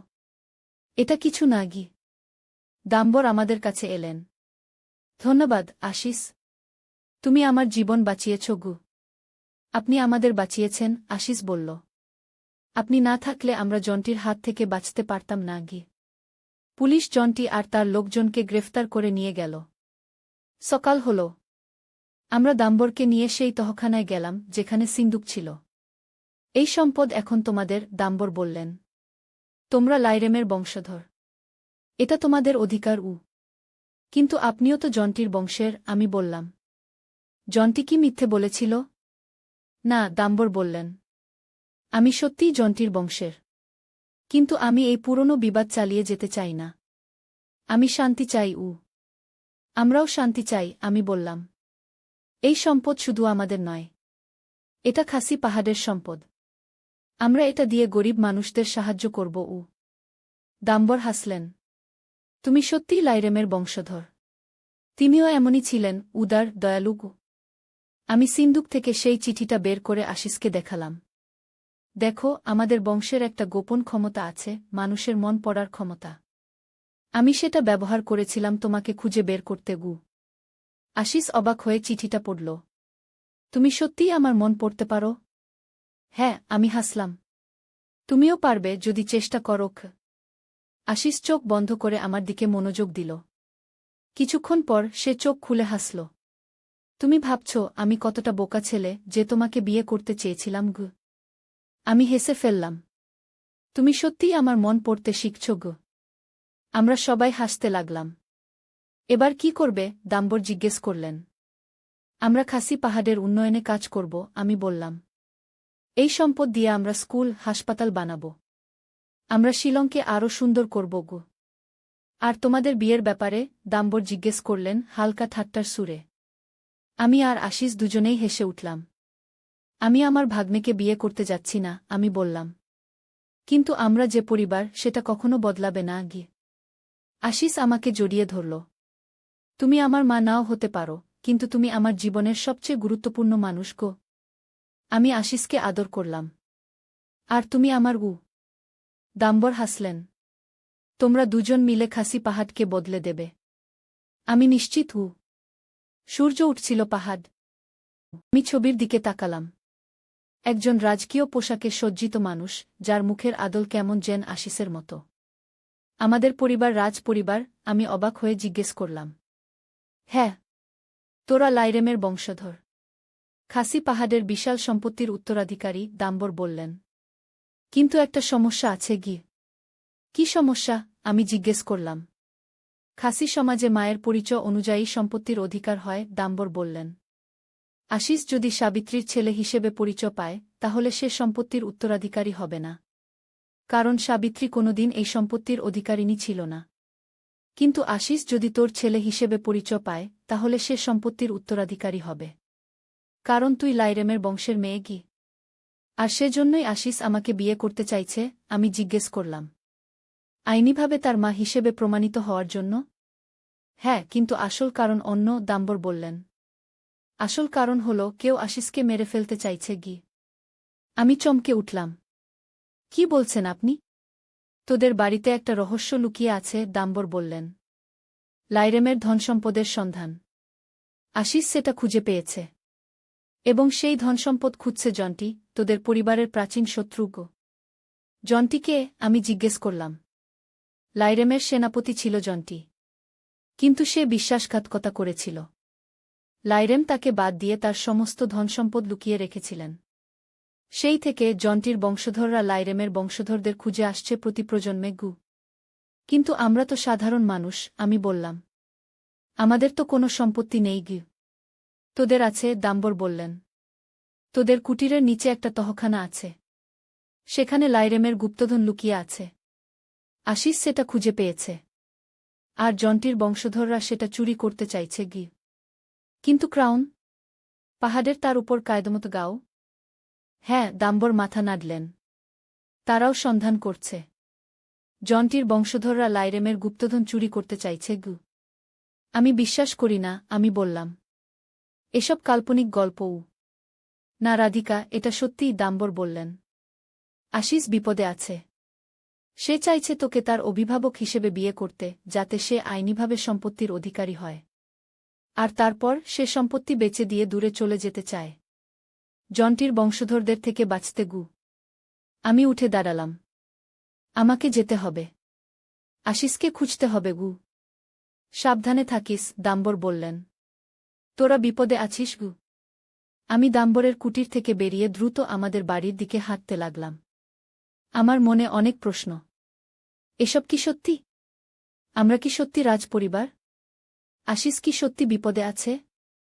বাড়িতে পৌঁছে দেখলাম দরজা খোলা। আমি ভয় পেয়ে ভেতরে ঢুকলাম। আশিস, আমি ডাকলাম। আশিস, তুমি কোথায়? কোনো উত্তর পেলাম না। বাড়ি ফাঁকা। আমি সব ঘর খুঁজে দেখলাম, কিন্তু আশিসকে কোথাও পেলাম না। হঠাৎ করে আমার নজর পড়ল মেঝেতে। একটা নোট পড়ে আছে। নোটে লেখা, রাধিকা, আমরা তোমার ছেলেকে নিয়ে গেছি। যদি তাকে জীবিত দেখতে চাও, তাহলে আমাদের রাজা লাইরেমের গুপ্তধনের সন্ধান দাও। জন্টি আমি ভয়ে কাঁপতে লাগলাম। এটা সত্যি? দাম্বর সত্যি বলেছিলেন। আমি ফোন নিয়ে পুলিশে ফোন করতে যাচ্ছিলাম, কিন্তু হঠাৎ করে লাইন মরে গেল। বাইরে তাকিয়ে দেখলাম আকাশে কালো মেঘ জমেছে। ঝড় আসছে। এবার কি করব? কোথায় খুঁজব আশিসকে? কে এই জন্টি? হঠাৎ করে আমার মনে পড়ল আশিসের কথা। আমাদের বাড়িতে একটা বড় রহস্য লুকিয়ে আছে, কি তহখানা। আমাদের কুটিরের নিচে একটা তহখানা আছে। সেখানেই হয়তো রাজা লাইরেমের গুপ্তধন আছে। আমি তাড়াতাড়ি বাড়ির চারপাশে খুঁজতে শুরু করলাম। কোথায় আছে সেই তহখানা? কিভাবে সেখানে যাওয়া যায়? ঘণ্টাখানেক খুঁজে শেষে আমি হাল ছেড়ে দিলাম। কোথাও কোনো প্রবেশপথ পাচ্ছি না। ক্লান্ত হয়ে আমি সোফায় বসে পড়লাম। তখনই আমার চোখ পড়ল সোফার পাশের দেয়ালে। একটা ছোট্ট ফাটল ছিল দেয়ালে। আমি সেদিকে এগিয়ে গেলাম। দেয়ালে চাপ দিতেই অবাক হয়ে দেখলাম দেয়াল সরে যাচ্ছে, আর ভেতরে একটা অন্ধকার সুড়ঙ্গ। মোবাইলের ফ্ল্যাশলাইট জ্বালিয়ে আমি সেই সুড়ঙ্গের ভেতরে ঢুকলাম। সুড়ঙ্গটা অনেক লম্বা ছিল এবং নিচের দিকে নেমে গিয়েছিল। কিছুক্ষণ পর আমি একটা বিশাল ঘরে এসে পৌঁছলাম। ফ্ল্যাশলাইটের আলো দেখলাম ঘরটা বই আর দলিলপত্রে ভরা। মাঝখানে একটা বিশাল সিন্দুক, যার উপর খাসি ভাষায় কিছু লেখা ছিল। আমি খাসি ভাষা পড়তে পারি না, তাই বুঝলাম না কি লেখা আছে। তবে সিন্দুকে একটা তালা ছিল, যেটা খোলার জন্য নিশ্চয়ই চাবি লাগবে। আমি ঘরটা আরও ভালো করে দেখতে লাগলাম। দেয়ালে কিছু ছবি টাঙানো ছিল। একটা ছবিতে একজন রাজকীয় পোশাকে সজ্জিত মানুষকে দেখলাম, নিশ্চয়ই রাজা লাইরাম। আর তার পাশে একজন মহিলা, নিশ্চয়ই রানী। হঠাৎ করে আমার দৃষ্টি পড়ল রানীর গলার হারের দিকে। হারটা 3টে পাথর দিয়ে তৈরি, লাল, নীল আর সবুজ। মনে পড়ল আমার মা একটা হার দিয়েছিলেন আমাকে যখন আমি শিলং আসছিলাম। সেই হারও 3টে পাথর দিয়ে তৈরি, লাল, নীল আর সবুজ। আমি তাড়াতাড়ি সেই হারটা বের করলাম আমার ব্যাগ থেকে। হারটা দেখে আমি চমকে উঠলাম, এটা দেখতে হুবহু সেই রানীর হারের মতো। আমি হারটা নিয়ে সিন্দুকের কাছে গেলাম। সিন্দুকের তালায় 3টে ছোট্ট ছিদ্র ছিল, ঠিক সেই 3 পাথরের মাপের। আমি হার থেকে 3টে পাথর খুলে নিয়ে সিন্দুকের তালার ছিদ্রে লাগালাম। পাথর লাগানোর সাথে সাথে তালা খুলে গেল। আমি উত্তেজিত হয়ে সিন্দুক খুললাম। ভেতরে অনেক স্বর্ণালঙ্কার, মণিমুক্তা আর অনেক পুরনো দলিলপত্র ছিল। কিন্তু আমার দৃষ্টি আটকে গেল একটা চিঠির উপর।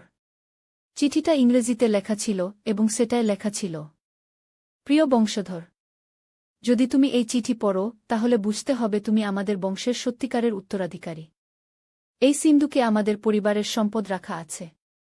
এই সম্পদ রক্ষা করা তোমার দায়িত্ব। সাবধান থেকো জন্টির বংশধরদের থেকে। তারা এই সম্পদ চুরি করতে চাইবে। আমাদের বংশের একটি গোপন শক্তি আছে, আমরা মানুষের মন পড়তে পারি। তোমারও এই ক্ষমতা আছে, তুমি জানো না কেবল। এই ক্ষমতা ব্যবহার করে তুমি জন্টির বংশধরদের বুঝতে পারবে। ভালো থেকো, বাচ্চা। রাজা লাইরেম। আমি অবাক হয়ে চিঠিটা পড়লাম। মানুষের মন পড়ার ক্ষমতা? একই ধরনের পাগলামি। কিন্তু হঠাৎ করে আমার মনে পড়ল, যখন আমি ছোট ছিলাম তখন মাঝে মধ্যে অন্য মানুষের মনের কথা শুনতে পেতাম। আমি ভাবতাম আমি পাগল হয়ে যাচ্ছি। আমি ভাবলাম যদি এটা সত্যি হয় তাহলে আমি আশিসকে খুঁজে বের করতে পারব। আমি চোখ বন্ধ করে আশিসের কথা ভাবতে লাগলাম। আমি আশিসের ছবি মনে আনতে চেষ্টা করলাম। ধীরে ধীরে আমার মনে ভেসে উঠল একটা দৃশ্য, আশিসকে বাঁধা অবস্থায় একটা অন্ধকার ঘরে রাখা হয়েছে। তার পাশে 2জন লোক কথা বলছে। রাধিকা আসবে, একজন বলছে। সে নিশ্চয়ই সম্পদের খোঁজ পেয়েছে গু। আমরা ওকে চেরাপুঞ্জির গুপ্ত গুহায় নিয়ে যাব, আরেকজন বলছে। ওখানেই আমাদের অস্ত্রাগার আছে গি। চেরাপুঞ্জি। আমি চোখ খুললাম। চেরাপুঞ্জি শিলং থেকে মাত্র 5-0 কিলোমিটার দূরে একটি জনপ্রিয় পর্যটন স্থান। সেখানে প্রচুর গুহা আছে। আমি দ্রুত সিদ্ধান্ত নিলাম। সিন্দুক থেকে কিছু স্বর্ণমুদ্রা নিয়ে আমার ব্যাগে রাখলাম, একটি ছোট ছুরি নিলাম রক্ষার জন্য এবং সুড়ঙ্গ দিয়ে উপরে উঠে এলাম। বাইরে এসে দেখলাম ঝড় শুরু হয়ে গেছে। তবুও আমি একটি ট্যাক্সি ভাড়া করে চেরাপুঞ্জির দিকে রওনা দিলাম। ট্যাক্সিতে বসে আমি ভাবতে লাগলাম, এই জন্টির বংশধররা কারা? তারা আশিসকে ধরেছে কেন? আমার পরিবারের সাথে তাদের শত্রুতা কি? 2 ঘন্টার যাত্রার পর আমরা চেরাপুঞ্জিতে পৌঁছালাম। বৃষ্টি ততক্ষণে আরও বেড়ে গেছে। চেরাপুঞ্জি পৃথিবীর সবচেয়ে বৃষ্টিবহুল স্থান হিসেবে পরিচিত। আপনি কোথায় যাবেন? ট্যাক্সি ড্রাইভার জিজ্ঞেস করলেন। গুহাগুলোর দিকে, আমি বললাম। এই বৃষ্টিতে সেখানে যাবেন? ড্রাইভার অবাক হয়ে জিজ্ঞেস করলেন। সেখানে বন্যা হতে পারে গু। আমাকে যেতেই হবে গু। ড্রাইভার আমাকে গুহাগুলোর কাছাকাছি নামিয়ে দিলেন। চারদিকে ঘন জঙ্গল আর প্রবল বৃষ্টি। আমি মোবাইলের ফ্ল্যাশলাইট জ্বালিয়ে জঙ্গলের ভেতর দিয়ে হাঁটতে শুরু করলাম। আমার স্বপ্নদৃশ্যের গুহা কোথায় খুঁজে পাব? হঠাৎ আমি একটা পায়ের শব্দ শুনতে পেলাম। কেউ যেন আমার পিছনে আসছে। আমি ঘুরে তাকাতেই একটা মজবুত হাত আমার মুখ চেপে ধরল। চুপ, এক কর্কশ কণ্ঠ বলল। আমার সাথে এসো উ। আমি ছাড়া পাওয়ার চেষ্টা করলাম, কিন্তু লোকটার হাত অসম্ভব শক্তিশালী ছিল। সে আমাকে টেনে নিয়ে গেল জঙ্গলের গভীরে। কিছুক্ষণ পর আমরা একটা ছোট্ট গুহার সামনে এসে দাঁড়ালাম। লোকটা আমাকে ভেতরে ঠেলে দিল। গুহার ভেতরে কয়েকটা মশাল জ্বলছিল। আলোতে দেখলাম একদল লোক দাঁড়িয়ে আছে, তাদের সবার পরনে কালো পোশাক। আর মাঝখানে চেয়ারে বসে আছে আশিস, হাত পা বাঁধা অবস্থায়। আশিস, আমি চিৎকার করে উঠলাম। মা! আশিস অবাক হয়ে তাকাল। স্বাগতম, রাধিকা, একজন লোক সামনে এগিয়ে এলো। সে ছিল একটু বয়স্ক, 60-এর কাছাকাছি বয়স, তবে শক্তিশালী চেহারা। আমি জন্টি, এই প্রজন্মের জন্টি। তুমি নিশ্চয়ই রাজা লাইরেমের গুপ্তধনের সন্ধান পেয়েছ গু। আশিসকে ছেড়ে দাও, আমি বললাম। সে কিছুই জানে না গ।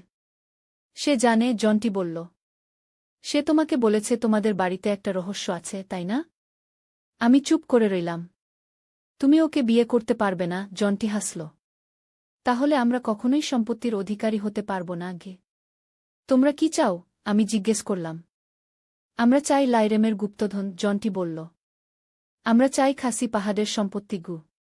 কিন্তু কেন? আমি জিজ্ঞেস করলাম। এত বছর পরেও কেন? কারণ লাইরেম আমাদের ঠকিয়েছিল, জন্টি বলল। আমার পূর্বপুরুষ ছিল তার বিশ্বস্ত সেনাপতি। কিন্তু লাইরেম তাকে বিশ্বাস করেনি। তাকে সম্পত্তি দেননি। আমরা শুধু আমাদের প্রাপ্য সম্পত্তি চাই গিয়ে। আমি ভাবলাম, এই লোকগুলো পাগল। এত বছর পরেও একটা পুরনো বিবাদ নিয়ে এত মাথা ব্যথা। আশিসকে ছেড়ে দাও, আমি বললাম। আমি তোমাদের গুপ্তধনের সন্ধান দেব গু। জন্টি হাসল। তুমি কিছুই দেবে না। আমরা তোমাকে এবং আশিসকে মেরে ফেলব। তারপর আমরা তোমাদের বাড়ি দখল করব। আমরা খুঁজে নেব গুপ্তধন। আমি ভয় পেয়ে গেলাম। এবার কি করব? হঠাৎ আমার মনে পড়ল সেই চিঠির কথা। রাজা লাইরেম লিখেছিলেন, আমাদের বংশের একটা গোপন ক্ষমতা আছে, মানুষের মন পড়ার ক্ষমতা। আমি চোখ বন্ধ করে জন্টির কথা ভাবতে লাগলাম। আস্তে আস্তে আমার মনে ভেসে উঠতে লাগল তার চিন্তা। সিন্দুকটা খুলতে পারলেই হয়। তবে শুধু লাইরেমের বংশধররাই সেটা খুলতে পারে। রাধিকাকে দিয়ে সিন্দুক খুলিয়ে নিতে হবে। তারপর ওকে মেরে ফেলব গু। আমি চোখ খুললাম। জন্টি আমাকে দিয়ে সিন্দুক খুলিয়ে নিতে চায়। কিন্তু আমি তো সিন্দুক খুলেই এসেছি। আমি হাড়ের পাথর দিয়ে সিন্দুক খুলেছি। হঠাৎ করে একটা আইডিয়া মাথায় এলো। আমি ব্যাগ থেকে সেই স্বর্ণমুদ্রা বের করলাম। দেখো, আমি জন্টিকে দেখালাম। আমি সিন্দুক খুলেছি। এই দেখো গুপ্তধন গু। জন্টি আর তার লোকেরা অবাক হয়ে স্বর্ণমুদ্রার দিকে তাকিয়ে রইল। কিভাবে খুললে? জন্টি জিজ্ঞেস করল। আমার হাড়ের পাথর দিয়ে, আমি বললাম। জন্টি আমার কাছে এগিয়ে এলো। দেখাও সেই হাড়। আমি ব্যাগ থেকে হাড়টা বের করলাম। জন্টি হাড়টা নিয়ে পরীক্ষা করতে লাগল। এটাই সেই হাড়, জন্টি উত্তেজিত হয়ে বলল। এটা দিয়েই সিন্দুক খোলা যায়। জন্টি তার লোকদের দিকে তাকিয়ে বলল, আমরা এখনই শিলং ফিরে যাব। এই হাড় দিয়ে সিন্দুক খুলব। কিন্তু এদের কি করব? একজন লোক জিজ্ঞেস করল, আমার আর আশিসের দিকে দেখিয়ে। এদের এখানেই রেখে যাব, জন্টি বলল। গুহায় বন্যা হলে এরা ডুবে মারা যাবে গু। আমার বুক ধুকপুক করতে লাগল। এখন কি করব? হঠাৎ গুহার বাইরে থেকে একটা জোরে আওয়াজ ভেসে এলো। সবাই চমকে উঠল। পুলিশ! কেউ একজন চিৎকার করে উঠল। জন্টি আমার দিকে তাকাল। তুমি পুলিশকে খবর দিয়েছ? না, আমি সত্যি কথাই বললাম। গুহার বাইরে থেকে আবার আওয়াজ এলো। গুহার ভেতরে যারা আছো, বেরিয়ে এসো। পুলিশ ঘিরে ফেলেছে চারদিক। জন্টি আর তার লোকেরা ঘাবড়ে গেল। আমরা পিছনের গুপ্ত পথ দিয়ে বেরিয়ে যাব, জন্টি বলল। এদের এখানেই ফেলে যাও। জন্টি আমার হাত থেকে হাতটা ছিনিয়ে নিয়ে দ্রুত গুহার পিছনের দিকে চলে গেল, তার লোকজন তার পিছু নিল। যেই তারা চলে গেল, আমি তাড়াতাড়ি আশিসের কাছে গিয়ে তার বাঁধন খুলতে শুরু করলাম। তুমি ঠিক আছো? আমি জিজ্ঞেস করলাম। হ্যাঁ, আশিস বলল। তুমি কিভাবে জানলে আমি এখানে? দাম্বর আমাকে সব বলেছে, আমি বললাম। আর আমি তোমার মন পড়তে পেরেছিলাম ঘ। আমার মন পড়তে? আশিস অবাক হয়ে জিজ্ঞেস করল। লম্বা গল্প, আমি বললাম। এখন চলো আমরা বেরিয়ে যাই। আমরা গুহার মুখের দিকে যেতেই একদল পুলিশকে দেখতে পেলাম। তাদের সামনে দাঁড়িয়ে ছিলেন দাম্বর। দাম্বর! আমি অবাক হয়ে ডাকলাম। তোমরা ঠিক আছো? দাম্বর আমাদের দিকে এগিয়ে এলেন। আমি ভাবলাম তোমরা বিপদে পড়তে পারো। তাই পুলিশকে নিয়ে এলাম ঘ। জন্টি পালিয়েছে, আমি বললাম। সে আমার হার নিয়ে গেছে। সেটা দিয়ে সে সিন্দুক খুলতে চাইছে গু। চিন্তা করো না, দাম্বর হাসলেন। সে সিন্দুক খুলতে পারবে না। কেন? আমি জিজ্ঞেস করলাম। কারণ সিন্দুক খোলার জন্য শুধু হার নয়, লাইরেমের বংশের রক্ত প্রয়োজন, দাম্বর বললেন। তুমি সিন্দুক খুলতে পেরেছ কারণ তুমি লাইরেমের বংশধর। আমরা পুলিশের সাহায্যে শিলং ফিরে এলাম। রাত তখন গভীর। পুলিশ আমাদের বাড়িতে পৌঁছে দিল এবং বলল তারা আশেপাশে নজর রাখবে। বাড়িতে ঢুকে আমরা দেখলাম সব ঠিকঠাক আছে। জনটি এখনও আসেনি। অপেক্ষা করব, আমি বললাম। জনটি নিশ্চয়ই ফিরে আসবে। সে হার নিয়ে গেছে কিন্তু সিন্দুক খুলতে পারবে না। তাহলে আমি যা বলেছিলাম আমাদের বিয়ের ব্যাপারে। আশিস লজ্জিত গলায় বলল। কোনো চিন্তা নেই, আমি হাসলাম। আমি বুঝতে পেরেছি তুমি কেন এমন করেছিলে। তুমি আমাদের সম্পত্তি রক্ষা করতে চেয়েছিলে। কিন্তু এখন আমরা একসাথে লড়াই করব। আমরা দুজন সোফায় বসে পরিস্থিতি নিয়ে আলোচনা করছিলাম। হঠাৎ বাইরে থেকে একটা জোরে শব্দ এলো। আমি উঠে দরজার দিকে তাকালাম। দরজা ভেঙে একদল লোক ঢুকে এলো। তাদের মধ্যে সামনে ছিল জন্টি। তোমরা আমাকে ঠকাতে পারবে না, জন্টি ক্রুদ্ধ হয়ে বলল। আমি জানি সিন্দুক খোলার জন্য লাইরেমের বংশের রক্ত প্রয়োজন। তাই আমি তোমাদের ধরতে এসেছি। আমি আর আশিস পিছিয়ে গেলাম। পুলিশ আসছে, আমি বললাম। তোমরা পালাও। পুলিশ আসবে না, জন্টি হাসল। আমি পুলিশকে ঘুষ দিয়েছি। তারা আমাদের সাহায্য করবে। আমি হতাশ হয়ে পড়লাম। এবার উপায় কি? তখনই হঠাৎ করে বাড়ির বাইরে থেকে শব্দ শোনা গেল। সিরেন বাজছে। পুলিশ আসছে। জন্টি অবাক হয়ে বাইরে তাকাল। কে খবর দিল? আমি একটা গলা শোনা গেল। দেখলাম দাম্বর দাঁড়িয়ে আছেন দরজায়। দাম্বর, জন্টি চিৎকার করে উঠল। তুমি আমাদের সাথে বিশ্বাসঘাতকতা করলে? আমি ভুল বুঝেছিলাম, দাম্বর বললেন। আমি জন্টির বংশের লোক। কিন্তু আমি আর এই পুরনো বিবাদ চালিয়ে যেতে চাই না। আমি শান্তি চাই। জন্টি ক্ষিপ্ত হয়ে উঠল। তুমি বিশ্বাসঘাতক! সে পকেট থেকে একটা ছোরা বের করে দাম্বরের দিকে ছুড়ে মারল। আমি চিৎকার করে উঠলাম। কিন্তু ছোরা দাম্বরকে আঘাত করার আগেই আশিস লাফিয়ে সামনে চলে গেল। ছোরা গিয়ে আশিসের বাহুতে বিদ্ধ হল। আশিস! আমি চিৎকার করে উঠলাম। জন্টি আর তার লোকেরা বাইরে থেকে আসা সিরেনের শব্দ শুনে পালাতে শুরু করল। কিন্তু বাড়ির চারদিকে পুলিশ ঘিরে ফেলেছিল। তারা সবাইকে ধরে ফেলল। আমি আশিসের কাছে গিয়ে তার আহত বাহু দেখলাম। তুমি ঠিক আছো? হ্যাঁ, আশিস বলল। এটা কিছু না। দাম্বর আমাদের কাছে এলেন। ধন্যবাদ, আশিস। তুমি আমার জীবন বাঁচিয়েছ। আপনি আমাদের বাঁচিয়েছেন, আশিস বলল।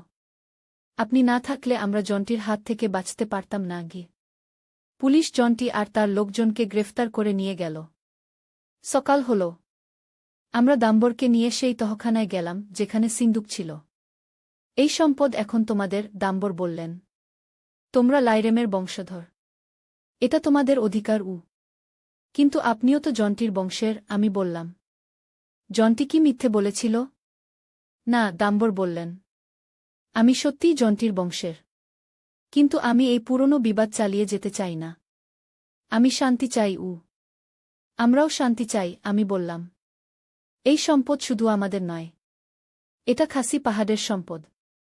আমরা এটা দিয়ে গরিব মানুষদের সাহায্য করব। দাম্বর হাসলেন। তুমি সত্যিই লাইরেমের বংশধর। তিনিও এমনই ছিলেন, উদার, দয়ালু। আমি সিন্দুক থেকে সেই চিঠিটা বের করে আশিসকে দেখালাম।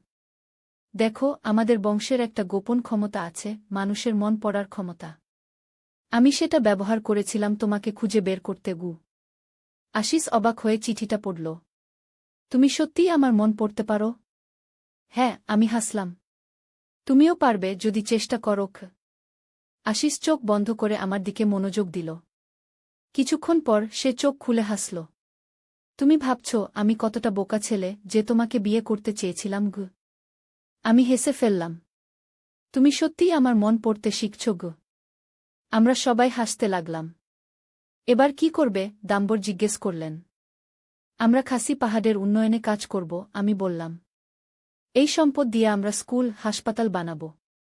আমরা শিলংকে আরও সুন্দর করব। আর তোমাদের বিয়ের ব্যাপারে? দাম্বর জিজ্ঞেস করলেন হালকা ঠাট্টার সুরে।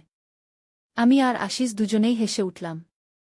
আমি আমার ভাগ্নেকে বিয়ে করতে যাচ্ছি না, আমি বললাম।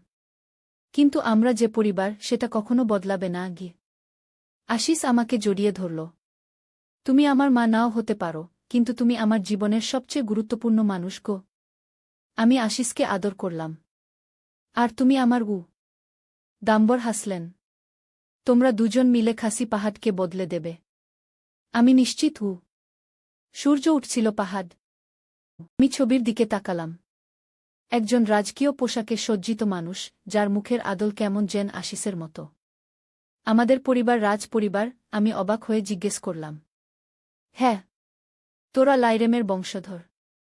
খাসি পাহাড়ের বিশাল সম্পত্তির উত্তরাধিকারী, দাম্বর বললেন। কিন্তু একটা সমস্যা আছে গি। কি সমস্যা? আমি জিজ্ঞেস করলাম। খাসি সমাজে মায়ের পরিচয় অনুযায়ী সম্পত্তির অধিকার হয়, দাম্বর বললেন। আশিস যদি সাবিত্রীর ছেলে হিসেবে পরিচয় পায়, তাহলে সে সম্পত্তির উত্তরাধিকারী হবে না। কারণ সাবিত্রী কোনোদিন এই সম্পত্তির অধিকারিণী ছিল না। কিন্তু আশিস যদি তোর ছেলে হিসেবে পরিচয় পায়, তাহলে সে সম্পত্তির উত্তরাধিকারী হবে। কারণ তুই লাইরেমের বংশের মেয়ে গি। আর সেজন্যই আশিস আমাকে বিয়ে করতে চাইছে, আমি জিজ্ঞেস করলাম। আইনিভাবে তার মা হিসেবে প্রমাণিত হওয়ার জন্য? হ্যাঁ, কিন্তু আসল কারণ অন্য, দাম্বর বললেন। আসল কারণ হল কেউ আশিসকে মেরে ফেলতে চাইছে গি। আমি চমকে উঠলাম। কি বলছেন আপনি? তোদের বাড়িতে একটা রহস্য লুকিয়ে আছে, দাম্বর বললেন। লাইরেমের ধনসম্পদের সন্ধান। আশিস সেটা খুঁজে পেয়েছে। এবং সেই ধনসম্পদ খুঁজছে জন্টি, তোদের পরিবারের প্রাচীন শত্রু গো। জন্টিকে? আমি জিজ্ঞেস করলাম। লাইরেমের সেনাপতি ছিল জন্টি। কিন্তু সে বিশ্বাসঘাতকতা করেছিল। লাইরেম তাকে বাদ দিয়ে তার সমস্ত ধনসম্পদ লুকিয়ে রেখেছিলেন। সেই থেকে জন্টির বংশধররা লাইরেমের বংশধরদের খুঁজে আসছে প্রতি প্রজন্মে গু। কিন্তু আমরা তো সাধারণ মানুষ, আমি বললাম। আমাদের তো কোনো সম্পত্তি নেই গি। তোদের আছে, দাম্বর বললেন। তোদের কুটিরের নিচে একটা তহখানা আছে। সেখানে লাইরেমের গুপ্তধন লুকিয়ে আছে। আশিস সেটা খুঁজে পেয়েছে। আর জন্টির বংশধররা সেটা চুরি করতে চাইছে গি। কিন্তু ক্রাউন? পাহাড়ের তার উপর কায়দমতো গাও? হ্যাঁ, দাম্বর মাথা নাড়লেন। তারাও সন্ধান করছে। জন্টির বংশধররা লাইরেমের গুপ্তধন চুরি করতে চাইছে গু। আমি বিশ্বাস করি না, আমি বললাম। এসব কাল্পনিক গল্পও। না রাধিকা, এটা সত্যিই, দাম্বর বললেন। আশিস বিপদে আছে। সে চাইছে তোকে তার অভিভাবক হিসেবে বিয়ে করতে, যাতে সে আইনিভাবে সম্পত্তির অধিকারী হয়। আর তারপর সে সম্পত্তি বেচে দিয়ে দূরে চলে যেতে চায়। জন্টির বংশধরদের থেকে বাঁচতে গু। আমি উঠে দাঁড়ালাম। আমাকে যেতে হবে। আশিসকে খুঁজতে হবে গু। সাবধানে থাকিস, দাম্বর বললেন। তোরা বিপদে আছিস গু। আমি দাম্বরের কুটির থেকে বেরিয়ে দ্রুত আমাদের বাড়ির দিকে হাঁটতে লাগলাম। আমার মনে অনেক প্রশ্ন। এসব কি সত্যি? আমরা কি সত্যি রাজপরিবার? আশিস কি সত্যি বিপদে আছে? বাড়িতে পৌঁছে দেখলাম দরজা খোলা। আমি ভয় পেয়ে ভেতরে ঢুকলাম। আশিস, আমি ডাকলাম। আশিস, তুমি কোথায়? কোনো উত্তর পেলাম না। বাড়ি ফাঁকা। আমি সব ঘর খুঁজে দেখলাম, কিন্তু আশিসকে কোথাও পেলাম না। হঠাৎ করে আমার নজর পড়ল মেঝেতে। একটা নোট পড়ে আছে। নোটে লেখা, রাধিকা, আমরা তোমার ছেলেকে নিয়ে গেছি। যদি তাকে জীবিত দেখতে চাও, তাহলে আমাদের রাজা লাইরেমের গুপ্তধনের সন্ধান দাও। জন্টি আমি ভয়ে কাঁপতে লাগলাম। এটা সত্যি? দাম্বর সত্যি বলেছিলেন। আমি ফোন নিয়ে পুলিশে ফোন করতে যাচ্ছিলাম, কিন্তু হঠাৎ করে লাইন মরে গেল। বাইরে তাকিয়ে দেখলাম আকাশে কালো মেঘ জমেছে। ঝড় আসছে। এবার কি করব?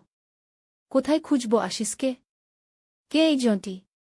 হঠাৎ করে আমার মনে পড়ল আশিসের কথা। আমাদের বাড়িতে একটা বড় রহস্য লুকিয়ে আছে, কি তহখানা। আমাদের কুটিরের নিচে একটা তহখানা আছে। সেখানেই হয়তো রাজা লাইরেমের গুপ্তধন আছে। আমি তাড়াতাড়ি বাড়ির চারপাশে খুঁজতে শুরু করলাম। কোথায় আছে সেই তহখানা? কিভাবে সেখানে যাওয়া যায়? ঘণ্টাখানেক খুঁজে শেষে আমি হাল ছেড়ে দিলাম। কোথাও কোনো প্রবেশপথ পাচ্ছি না। ক্লান্ত হয়ে আমি সোফায় বসে পড়লাম। তখনই আমার চোখ পড়ল সোফার পাশের দেয়ালে। একটা ছোট্ট ফাটল ছিল দেয়ালে। আমি সেদিকে এগিয়ে গেলাম। দেয়ালে চাপ দিতেই অবাক হয়ে দেখলাম দেয়াল সরে যাচ্ছে, আর ভেতরে একটা অন্ধকার সুড়ঙ্গ। মোবাইলের ফ্ল্যাশলাইট জ্বালিয়ে আমি সেই সুড়ঙ্গের ভেতরে ঢুকলাম। সুড়ঙ্গটা অনেক লম্বা ছিল এবং নিচের দিকে নেমে গিয়েছিল। কিছুক্ষণ পর আমি একটা বিশাল ঘরে এসে পৌঁছলাম। ফ্ল্যাশলাইটের আলো দেখলাম ঘরটা বই আর দলিলপত্রে ভরা। মাঝখানে একটা বিশাল সিন্দুক, যার উপর খাসি ভাষায় কিছু লেখা ছিল। আমি খাসি ভাষা পড়তে পারি না, তাই বুঝলাম না কি লেখা আছে। তবে সিন্দুকে একটা তালা ছিল, যেটা খোলার জন্য নিশ্চয়ই চাবি লাগবে। আমি ঘরটা আরও ভালো করে দেখতে লাগলাম। দেয়ালে কিছু ছবি টাঙানো ছিল। একটা ছবিতে একজন রাজকীয় পোশাকে সজ্জিত মানুষকে দেখলাম, নিশ্চয়ই রাজা লাইরাম। আর তার পাশে একজন মহিলা, নিশ্চয়ই রানী। হঠাৎ করে আমার দৃষ্টি পড়ল রানীর গলার হারের দিকে। হারটা 3টে পাথর দিয়ে তৈরি, লাল, নীল আর সবুজ। মনে পড়ল আমার মা একটা হার দিয়েছিলেন আমাকে যখন আমি শিলং আসছিলাম। সেই হারও 3টে পাথর দিয়ে তৈরি, লাল, নীল আর সবুজ। আমি তাড়াতাড়ি সেই হারটা বের করলাম আমার ব্যাগ থেকে। হারটা দেখে আমি চমকে উঠলাম, এটা দেখতে হুবহু সেই রানীর হারের মতো। আমি হারটা নিয়ে সিন্দুকের কাছে গেলাম। সিন্দুকের তালায় 3টে ছোট্ট ছিদ্র ছিল, ঠিক সেই 3 পাথরের মাপের। আমি হার থেকে 3টে পাথর খুলে নিয়ে সিন্দুকের তালার ছিদ্রে লাগালাম।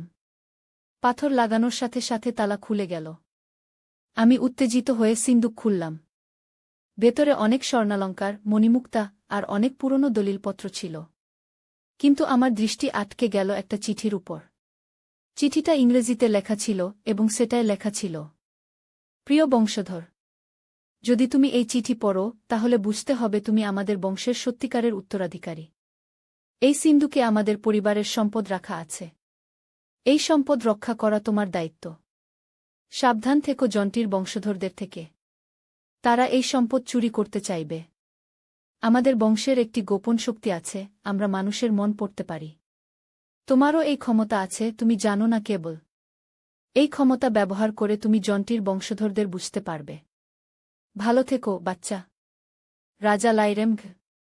আমি অবাক হয়ে চিঠিটা পড়লাম। মানুষের মন পড়ার ক্ষমতা? এ কী ধরনের পাগলামি! কিন্তু হঠাৎ করে আমার মনে পড়ল, যখন আমি ছোট ছিলাম তখন মাঝে মধ্যে অন্য মানুষের মনের কথা শুনতে পেতাম। আমি ভাবতাম আমি পাগল হয়ে যাচ্ছি। আমি ভাবলাম যদি এটা সত্যি হয় তাহলে আমি আশিসকে খুঁজে বের করতে পারব। আমি চোখ বন্ধ করে আশিসের কথা ভাবতে লাগলাম। আমি আশিসের ছবি মনে আনতে চেষ্টা করলাম। ধীরে ধীরে আমার মনে ভেসে উঠল একটা দৃশ্য, আশিসকে বাঁধা অবস্থায় একটা অন্ধকার ঘরে রাখা হয়েছে। তার পাশে 2জন লোক কথা বলছে। রাধিকা আসবে, একজন বলছে। সে নিশ্চয়ই সম্পদের খোঁজ পেয়েছে গু। আমরা ওকে চেরাপুঞ্জির গুপ্ত গুহায় নিয়ে যাব, আরেকজন বলছে। ওখানেই আমাদের অস্ত্রাগার আছে গি। চেরাপুঞ্জি। আমি চোখ খুললাম। চেরাপুঞ্জি শিলং থেকে মাত্র 5 কিলোমিটার দূরে একটি জনপ্রিয় পর্যটন স্থান। সেখানে প্রচুর গুহা আছে। আমি দ্রুত সিদ্ধান্ত নিলাম। সিন্দুক থেকে কিছু স্বর্ণমুদ্রা নিয়ে আমার ব্যাগে রাখলাম, একটি ছোট ছুরি নিলাম রক্ষার জন্য এবং সুড়ঙ্গ দিয়ে উপরে উঠে এলাম। বাইরে এসে দেখলাম ঝড় শুরু হয়ে গেছে। তবুও আমি একটি ট্যাক্সি ভাড়া করে চেরাপুঞ্জির দিকে রওনা দিলাম। ট্যাক্সিতে বসে আমি ভাবতে লাগলাম, এই জন্টির বংশধররা কারা? তারা আশিসকে ধরেছে কেন? আমার পরিবারের সাথে তাদের শত্রুতা কি? 2 ঘন্টার যাত্রার পর আমরা চেরাপুঞ্জিতে পৌঁছালাম। বৃষ্টি ততক্ষণে আরও বেড়ে গেছে। চেরাপুঞ্জি পৃথিবীর সবচেয়ে বৃষ্টিবহুল স্থান হিসেবে পরিচিত। আপনি কোথায় যাবেন? ট্যাক্সি ড্রাইভার জিজ্ঞেস করলেন। গুহাগুলোর দিকে, আমি বললাম। এই বৃষ্টিতে সেখানে যাবেন? ড্রাইভার অবাক হয়ে জিজ্ঞেস করলেন। সেখানে বন্যা হতে পারে গু। আমাকে যেতেই হবে গু। ড্রাইভার আমাকে গুহাগুলোর কাছাকাছি নামিয়ে দিলেন। চারদিকে ঘন জঙ্গল আর প্রবল বৃষ্টি। আমি মোবাইলের ফ্ল্যাশলাইট জ্বালিয়ে জঙ্গলের ভেতর দিয়ে হাঁটতে শুরু করলাম। আমার স্বপ্নদৃশ্যের গুহা কোথায় খুঁজে পাব? হঠাৎ আমি একটা পায়ের শব্দ শুনতে পেলাম। কেউ যেন আমার পিছনে আসছে। আমি ঘুরে তাকাতেই একটা মজবুত হাত আমার মুখ চেপে ধরল। চুপ, এক কর্কশ কণ্ঠ বলল। আমার সাথে এসো উ। আমি ছাড়া পাওয়ার চেষ্টা করলাম, কিন্তু লোকটার হাত অসম্ভব শক্তিশালী ছিল। সে আমাকে টেনে নিয়ে গেল জঙ্গলের গভীরে। কিছুক্ষণ পর আমরা একটা ছোট্ট গুহার সামনে এসে দাঁড়ালাম। লোকটা আমাকে ভেতরে ঠেলে দিল। গুহার ভেতরে কয়েকটা মশাল জ্বলছিল। আলোতে দেখলাম একদল লোক দাঁড়িয়ে আছে, তাদের সবার পরনে কালো পোশাক। আর মাঝখানে চেয়ারে বসে আছে আশিস, হাত পা বাঁধা অবস্থায়। আশিস, আমি চিৎকার করে উঠলাম। মা! আশিস অবাক হয়ে তাকাল। স্বাগতম, রাধিকা, একজন লোক সামনে এগিয়ে এলো। সে ছিল একটু বয়স্ক, 60-এর কাছাকাছি বয়স, তবে শক্তিশালী চেহারা। আমি জন্টি, এই প্রজন্মের জন্টি। তুমি নিশ্চয়ই রাজা লাইরেমের গুপ্তধনের সন্ধান পেয়েছ গু। আশিসকে ছেড়ে দাও, আমি বললাম। সে কিছুই জানে না গ। সে জানে, জন্টি বলল। সে তোমাকে বলেছে তোমাদের বাড়িতে একটা রহস্য আছে, তাই না? আমি চুপ করে রইলাম। তুমি ওকে বিয়ে করতে পারবে না, জন্টি হাসল। তাহলে আমরা কখনোই সম্পত্তির অধিকারী হতে পারব না গে। তোমরা কি চাও? আমি জিজ্ঞেস করলাম। আমরা চাই লাইরেমের গুপ্তধন, জন্টি বলল। আমরা চাই খাসি পাহাড়ের সম্পত্তি গু। কিন্তু কেন? আমি জিজ্ঞেস করলাম। এত বছর পরেও কেন? কারণ লাইরেম আমাদের ঠকিয়েছিল, জন্টি বলল। আমার পূর্বপুরুষ ছিল তার বিশ্বস্ত সেনাপতি। কিন্তু লাইরেম তাকে বিশ্বাস করেনি। তাকে সম্পত্তি দেননি। আমরা শুধু আমাদের প্রাপ্য সম্পত্তি চাই গিয়ে। আমি ভাবলাম, এই লোকগুলো পাগল। এত বছর পরেও একটা পুরনো বিবাদ নিয়ে এত মাথা ব্যথা। আশিসকে ছেড়ে দাও, আমি বললাম। আমি তোমাদের গুপ্তধনের সন্ধান দেব গু। জন্টি হাসল। তুমি কিছুই দেবে না। আমরা তোমাকে এবং আশিসকে মেরে ফেলব। তারপর আমরা তোমাদের বাড়ি দখল করব। আমরা খুঁজে নেব গুপ্তধন উ। আমি ভয় পেয়ে গেলাম। এবার কি করব? হঠাৎ আমার মনে পড়ল সেই চিঠির কথা। রাজা লাইরেম লিখেছিলেন, আমাদের বংশের একটা গোপন ক্ষমতা আছে, মানুষের মন পড়ার ক্ষমতা। আমি চোখ বন্ধ করে জন্টির কথা ভাবতে লাগলাম। আস্তে আস্তে আমার মনে ভেসে উঠতে লাগল তার চিন্তা। সিন্দুকটা খুলতে পারলেই হয়। তবে শুধু লাইরেমের বংশধররাই সেটা খুলতে পারে। রাধিকাকে দিয়ে সিন্দুক খুলিয়ে নিতে হবে। তারপর ওকে মেরে ফেলব গু। আমি চোখ খুললাম। জন্টি আমাকে দিয়ে সিন্দুক খুলিয়ে নিতে চায়। কিন্তু আমি তো সিন্দুক খুলেই এসেছি। আমি হাড়ের পাথর দিয়ে সিন্দুক খুলেছি। হঠাৎ করে একটা আইডিয়া মাথায় এলো। আমি ব্যাগ থেকে সেই স্বর্ণমুদ্রা বের করলাম। দেখো, আমি জন্টিকে দেখালাম। আমি সিন্দুক খুলেছি। এই দেখো গুপ্তধন গু।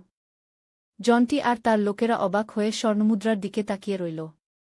কিভাবে খুললে? জন্টি জিজ্ঞেস করল। আমার হাড়ের পাথর দিয়ে, আমি বললাম। জন্টি আমার কাছে এগিয়ে এলো। দেখাও সেই হাড়।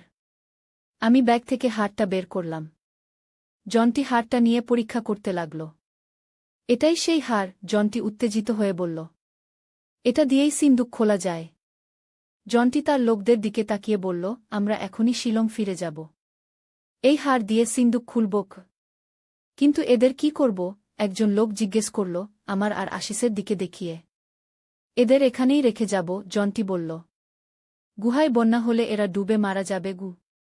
আমার বুক ধুকপুক করতে লাগল। এখন কি করব? হঠাৎ গুহার বাইরে থেকে একটা জোরে আওয়াজ ভেসে এলো।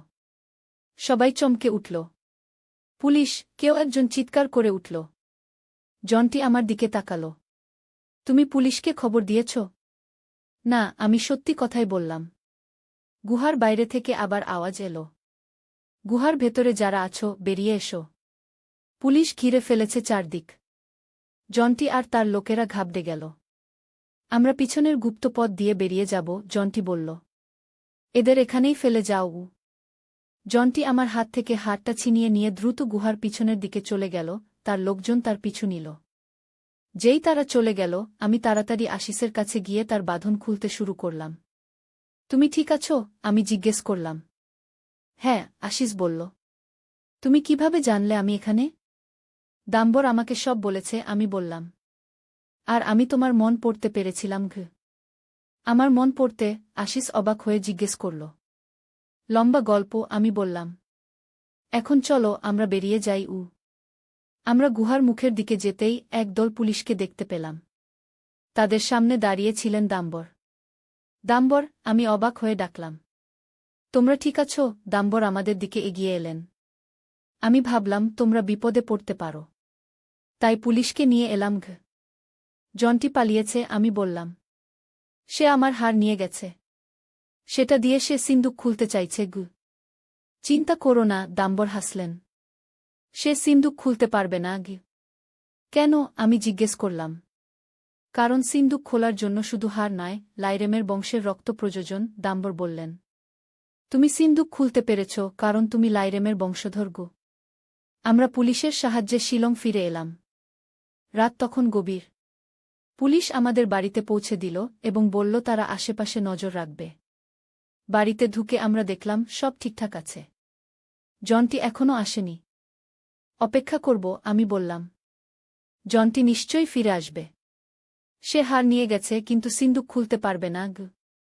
তাহলে আমি যা বলেছিলাম আমাদের বিয়ের ব্যাপারে। আশিস লজ্জিত গলায় বলল। কোনো চিন্তা নেই, আমি হাসলাম। আমি বুঝতে পেরেছি তুমি কেন এমন করেছিলে। তুমি আমাদের সম্পত্তি রক্ষা করতে চেয়েছিলে।